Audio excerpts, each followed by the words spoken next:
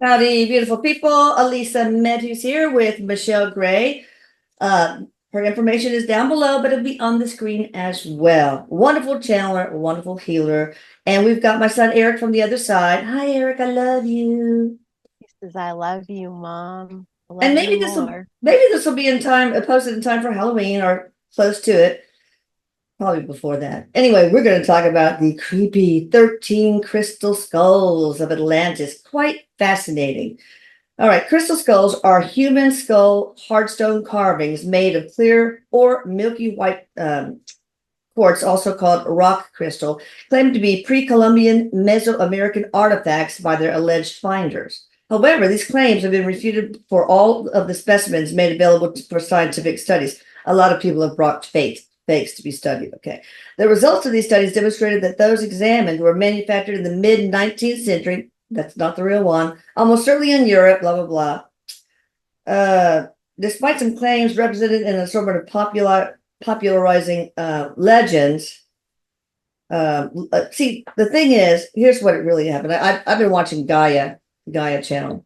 These were skulls that were almost like computers. Quartz in watches, they hold a lot of information, and we just don't understand it. Like that's like us taking a crystal skull and trying to evaluate and use it would be like a Neanderthal coming and sitting in front of my laptop. It ain't gonna work. So these are incredibly powerful, and keepers of the crystals from Atlantis each hid them very well in various places. So I think one has truly been found, but they don't know what to do with it. But they have not been found yet. But anyway, we'll find out from the expert, and maybe we'll even channel one of the skulls. I don't even know if that's possible.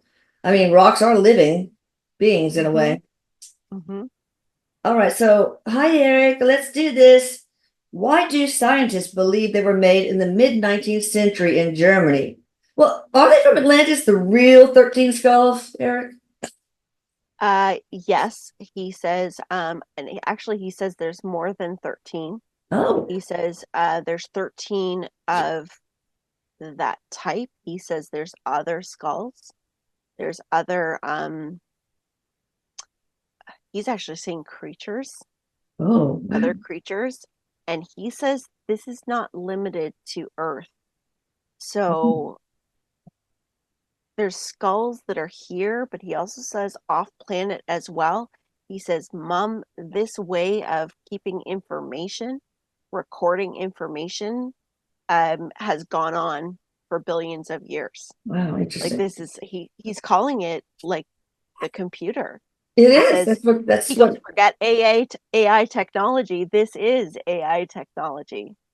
Well, the theory is that the bad Anunnaki of Nibiru, they blanketed the Earth with this electromagnetic field that, and our minds are completely under their control, and we're oppressed and enslaved because they don't enslaved. They don't want us to realize our true powers and our immortality, etc. So for some reason, they made sure that in our culture, the skull was looked at as something bad, evil, like the skull on the pirate flag, the scary skulls during Halloween, etc. So, That's right.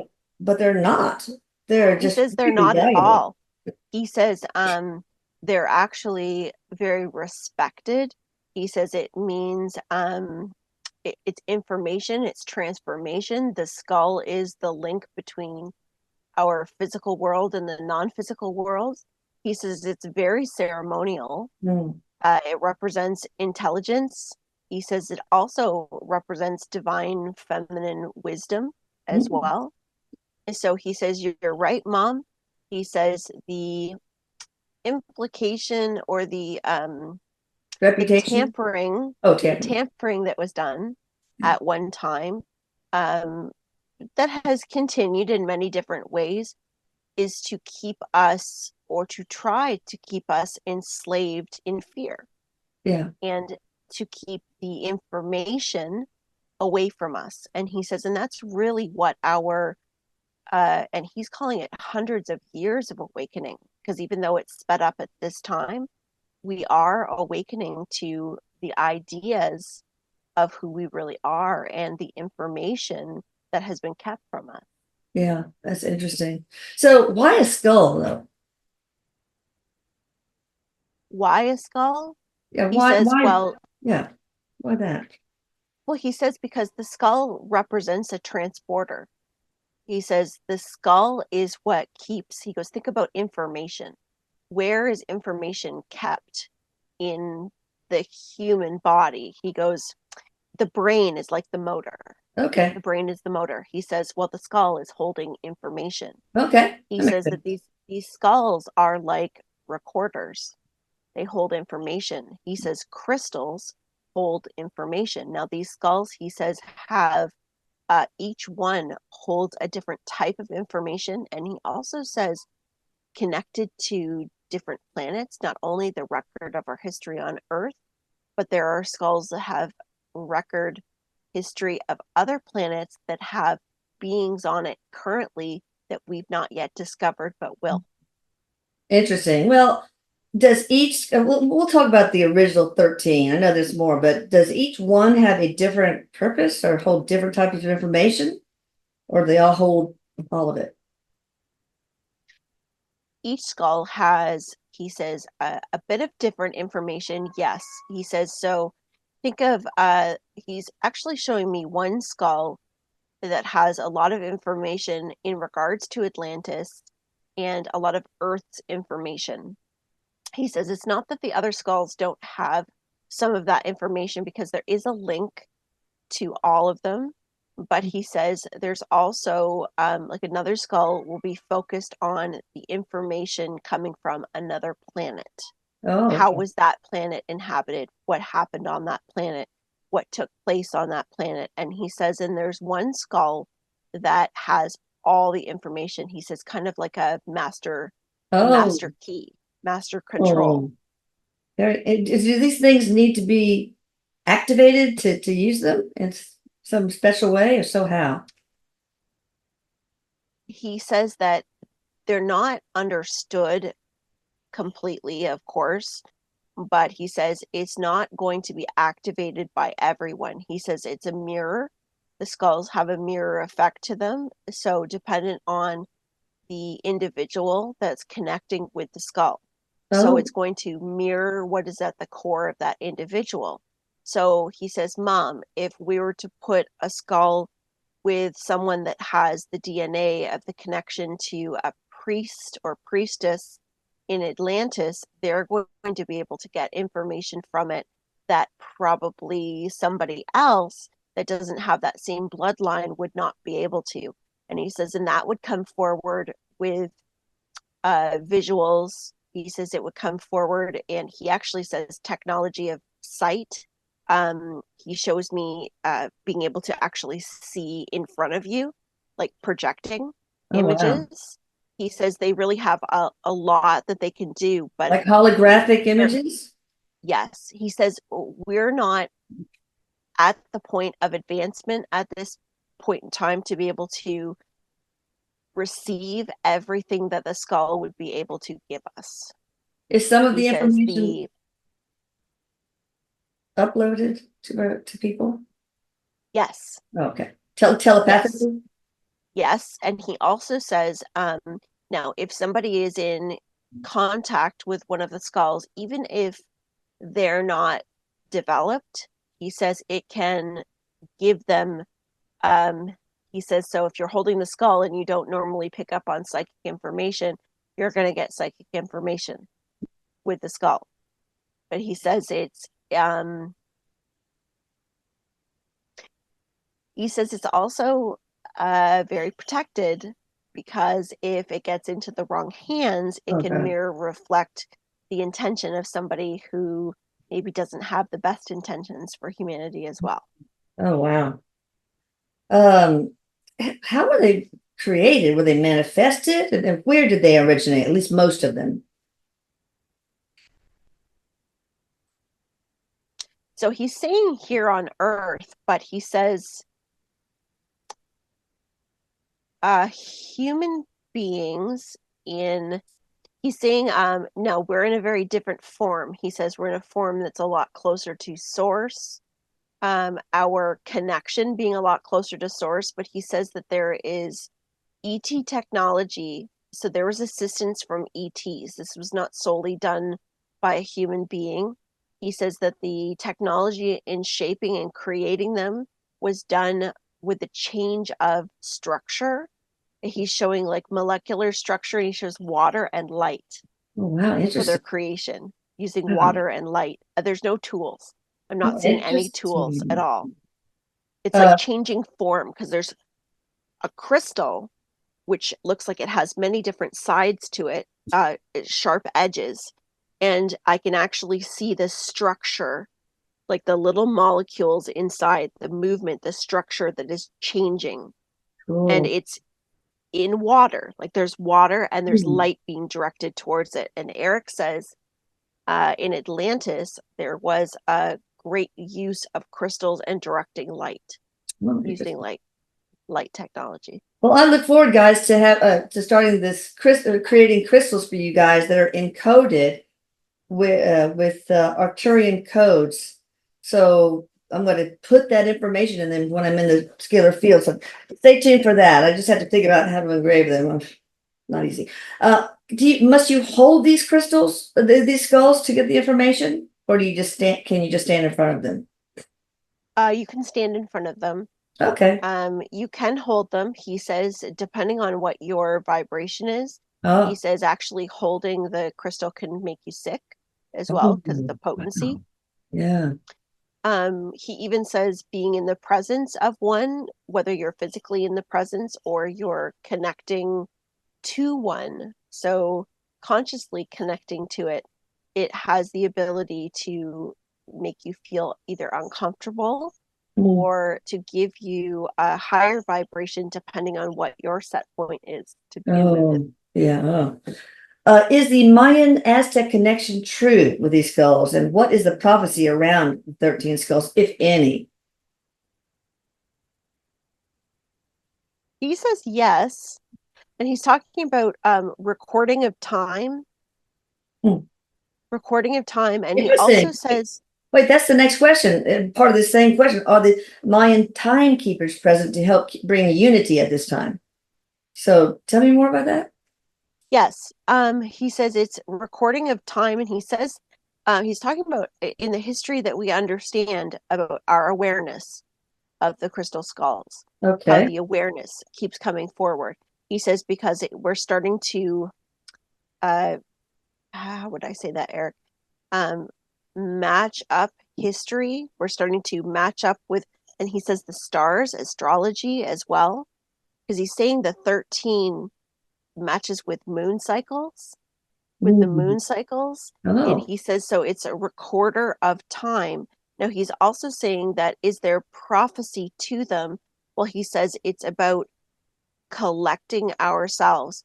It's coming, giving the information to our world's unity with the understanding of not only who we are, but entering a new world.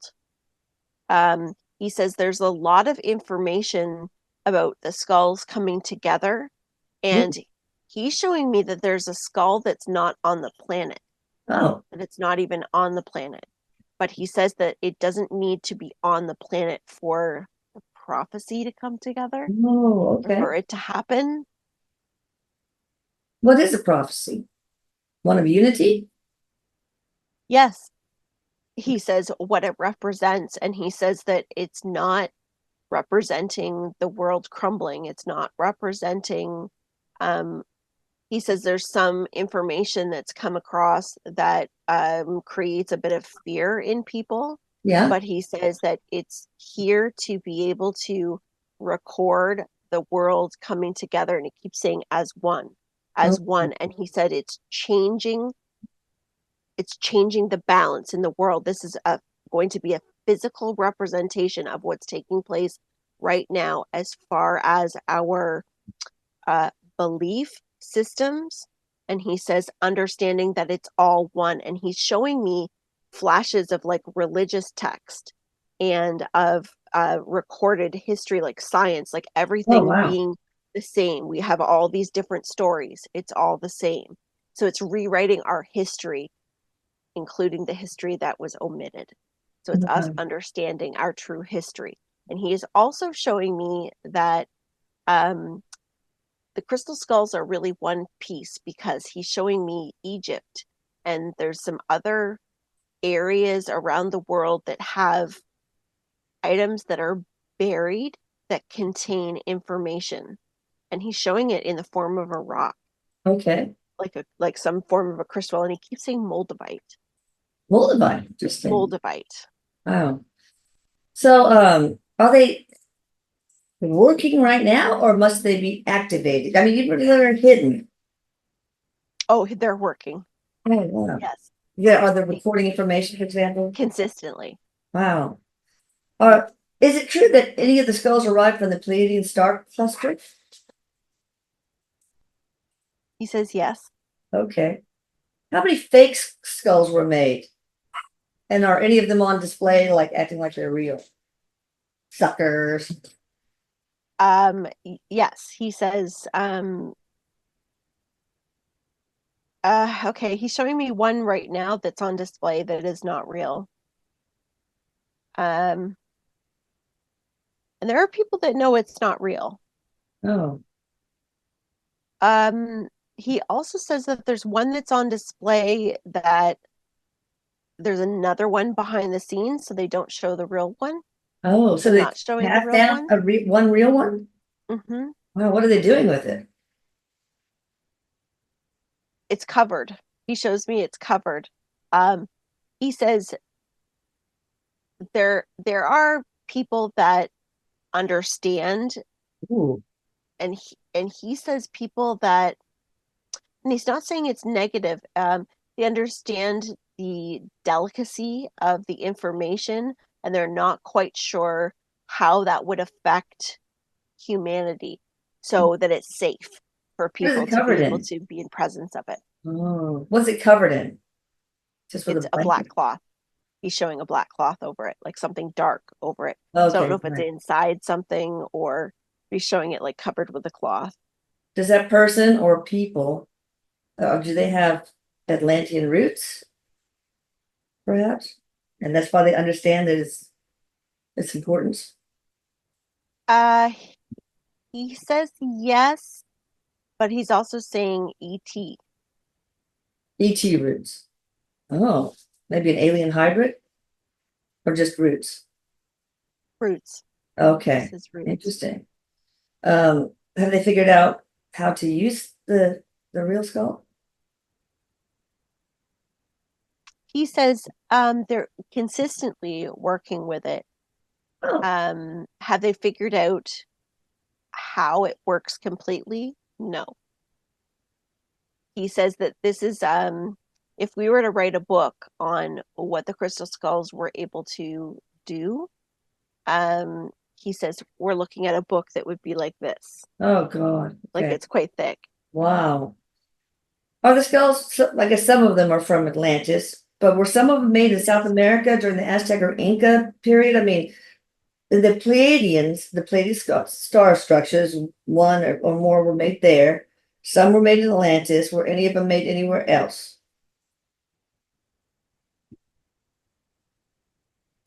He says yes. Okay. He's showing me two. Two? There's two. Where were they made? South Any America. South America, okay. Both of them? He's saying in two different areas, so not together, Okay. in two different areas. And he's saying they were also moved because they were used as communication devices Mm. as well. So where they were made, that they had traveled, they had moved, because he says they were also used for communication on Earth, like in different locations as well. Well, who was using them for, like Incans or Aztecs or Mayans or Aztecs and Mayans. Mm-hmm. okay, so they knew how to use it as a communication device. Mm-hmm. Okay. Um, Erik says in alignment with um, They were guided by stars. Oh. So in alignment with the structure of the stars or how the stars line up, they Mhm. were able to get clear communication. And he's saying it more as a um some of it had to do with weather. Oh, Some of it had to do with protection, survival. But he also says communicating with star clusters, star family, okay. with other locations in the Pleiades. Oh, okay. So some of the skulls, yeah, can talk to whatever skull is in another star system, then I guess. Yes, Okay. yes, yes, yes. What's the connection, if any, between Atlantis and Africa? And are there any skulls in East Africa?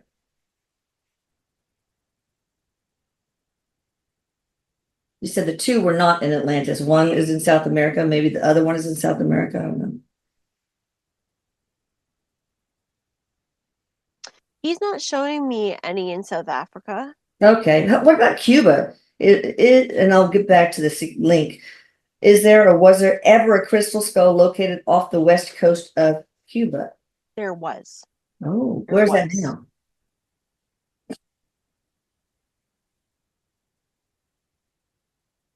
He's saying it's been moved more than once. Oh, He's actually showing this. Okay, like this is over by Ireland, like over in that area oh, is where okay. he's showing it now. All right. Is there a link between Atlantis and Africa? Yes, Were they once connected, maybe? yes, yes. Oh, okay. Is that the only link? Just geographic?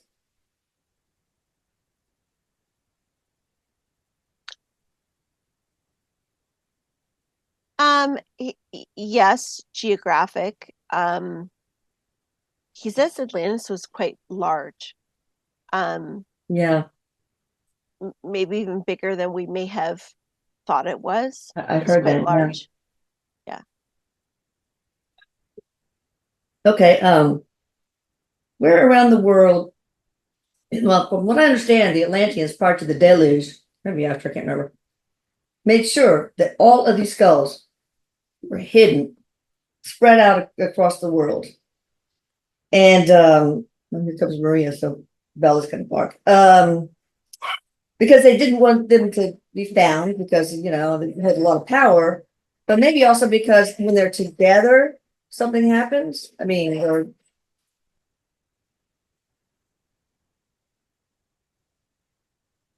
So Erik says that yes, and he says that's part of the communication system. So they were instructed to hide them. They were instructed to make sure that they were well hidden to the best of their ability because there was foretelling of them being found or trying to keep them from being found and put into the wrong hands. And mm, Erik says this is part of that mirror effect because it yeah, could be very destructive. yeah. He says that there are other stories to, he's calling them players in history that have been looking to seek power and domination over the world that have information about these skulls Oh, or boy. the finding. He Yeah. says, where do you think we get so many stories about buried treasure and Oh, yeah. finding buried treasure? He says, these aren't just stories, they come from somewhere. Yeah. Um,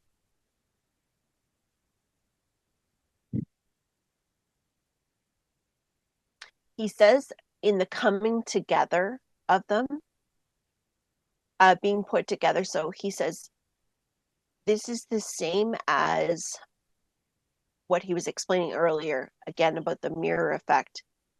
Depending on where our consciousness is, the timeline that we are in, and the coming together could either advance us greatly or create destruction of humanity. Mm. Well, so they're more powerful when they're closer together. Yes. Okay. Is there a reason, geographic reason for each skull being in a certain place? Or do they just, we want them far away from each other? It had to do with he's showing me it's like a priestess or a priest, there's like a there's different communities, and he's showing me it's like the head of the community. So it has to do with the vibration of the person that was in charge of them Okay. and where they were located as Okay. to why they went there. So it wasn't, he says it wasn't really random. He also says that there is ley lines, like there's like a Oh, yeah. magnetic, there's something magnetic to where they're located or where Yeah, they were that's one of placed. the other questions. Do they together form some sort of energetic web? Yes, yes, a Okay. grid. One more He called question it and a we'll grid. oh, okay. One more question and we'll stop and start part two. Since I was a healer in Atlantis and I was told that I'm at a table doing scalar work, right? Healing and giant crystal in the middle, and there's Erik and Jesus was there and a bunch of people. My deceased daughter's father-in-law. And were there any skulls around that table or anywhere there that helped us heal? Or was that just a different thing? I was in an amethyst grotto. And I use a lot of amethyst. I have huge amethyst that I put in the scalar field, so that's kind of cool. And weird that Um, called it Atlantis scalar. Hmm. yeah.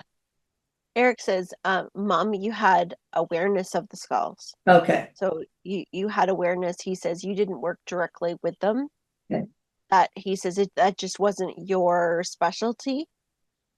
Um, he says that the amethyst, he says you were working particularly with the crystalline body, working with the crystalline body. And he also says you had information. Now, this is connected to the skulls because you were given information that work that you were doing with the crystals in Atlantean times would be able to hold information for you to tap into in your future lifetimes to be Wow. able to access humanity and to help them physically, mentally, and emotionally. So he Wow. said that there was a lot of purpose to these skulls because many would go to them and go to the caretakers, the priestess that would hold them or caregive with them to be able to access other timelines, to be Okay. able What to do you mean access information. the crystalline body? What is that? Just a crystal? Someone just He very says that's what we are developing into. oh, cool. Wow. All right. Thank you. You guys check out Michelle Gray down below. Thank you, Erik. You guys hold on and we'll come back and talk about skulls. Happy Halloween. But be sure you hit the like button because you got to like this, right? And subscribe and hit the notification button so you don't miss part two.